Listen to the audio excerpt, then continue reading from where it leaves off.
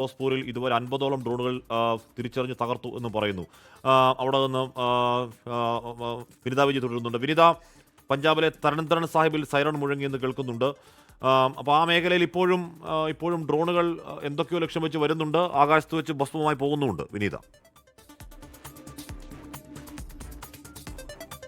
തീർച്ചയായും ഹഷ്മി സൂചിപ്പിച്ചതുപോലെ തന്നെ ജനവാസ മേഖലകളിലും ഒപ്പം തന്നെ ഈ സൈനിക കേന്ദ്രങ്ങളും ഒക്കെ കേന്ദ്രീകരിച്ചുകൊണ്ടാണ് ഇത്തവണ പാകിസ്ഥാന്റെ ആക്രമണം പഞ്ചാബ് മേഖലയെ ക്രമീകരിച്ചിരിക്കുന്നത്. പക്ഷേ തൊടുത്തുവിടുന്ന ഓരോ ഡ്രോണും സൈന്യം വളരെ ശക്തമായി തന്നെ തിരിച്ചടിക്കുന്നുണ്ടെന്നാണ് നമുക്ക് മനസ്സിലാക്കാൻ കഴിയുന്നത്. ഫിറോസ്പൂരിലും ഗുരുദാസ്പൂരിലും പുറമെയാണ് ഇപ്പോൾ ഈ തരൺ എന്ന് പറയുന്ന മേഖലയിലേക്ക് കൂടി അത്തരത്തിലേക്കുള്ള സമാനമായിട്ടുള്ള ഒരു ആക്രമണത്തിനൊരു സാധ്യതയുണ്ടെന്നാണ് നമുക്ക് മനസ്സിലാക്കാൻ കഴിയുന്നത്.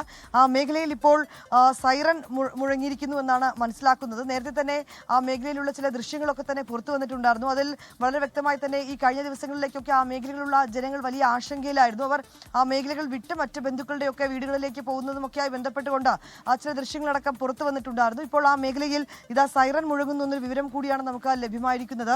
ഒപ്പം തന്നെ ഗുരുദാസ്പൂരിലെ പാക് ഡ്രോണുകളെ സേന തകർത്തു എന്നൊരു വിവരം കൂടി ലഭ്യമായിരിക്കുന്നുണ്ട്.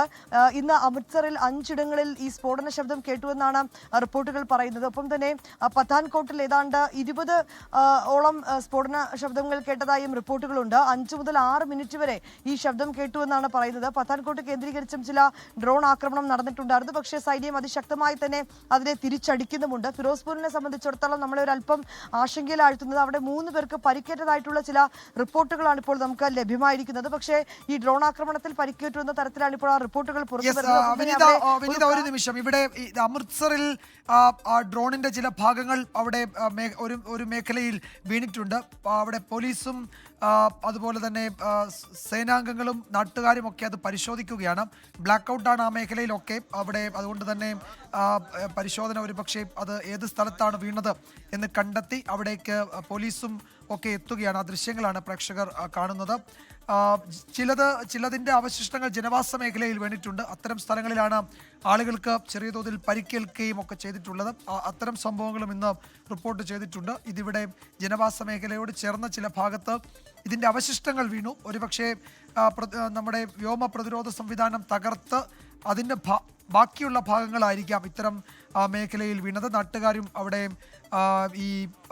ഈ പരിശോധനയ്ക്ക് പോലീസിൻ്റെ ഒക്കെ കൂടെ BSFും ഒരുപക്ഷെ ഉണ്ടാകും. അവരുടെയൊക്കെ കൂടെ ഈ പരിശോധനയിൽ പങ്കെടുക്കുന്നുണ്ട്.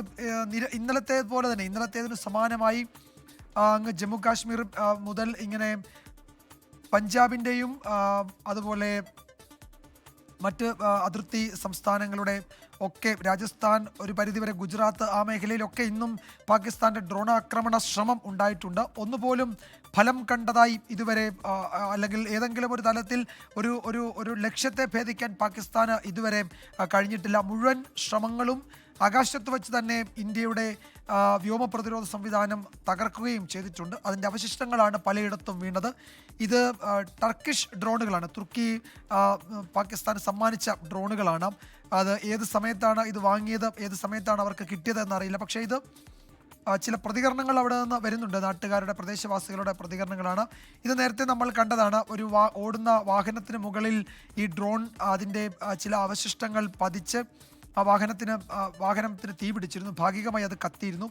അതിൽ ആളുകളൊക്കെ ഉണ്ടായിരുന്നു. അവർക്ക് കാര്യമായ പ്രശ്നങ്ങൾ ഉണ്ടായിരുന്നില്ല എന്നാണ് നേരത്തെ വന്ന റിപ്പോർട്ടുകളൊക്കെ വ്യക്തമാക്കുന്നത്. ഇതും ഈ പഞ്ചാബിൻ്റെ വിവിധ മേഖലകളിൽ, അമൃത്സറുമായി ചേർന്ന് നടക്കുന്ന വിവിധ മേഖലകളിൽ നിന്നുള്ള ദൃശ്യങ്ങളാണ് നമ്മൾ കാണുന്നത്.